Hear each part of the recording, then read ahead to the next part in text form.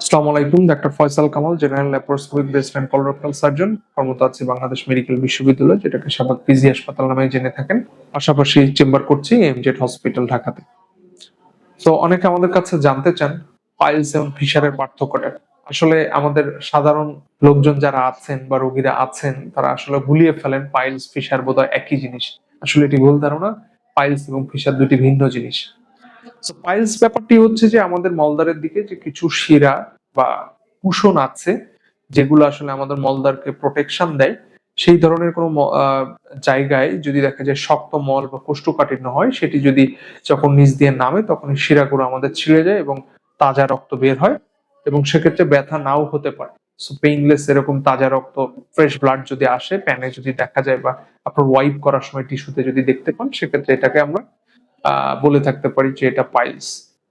এছাড়া ফিশার ফিশারের ক্ষেত্রে দেখা যায় যে কমন যে ব্যাপারটা সেটি হচ্ছে তীব্র ব্যথা হবে এবং রক্তের পরিমাণ কম থাকবে। শুধু ওয়াইপ করার সময় আপনি পেতে পারেন বা টিস্যু দিয়ে মোছার সময়, অথবা খুব মাইনর আকারে হয়তোবা আপনার প্যানে পাওয়া যেতে পারে।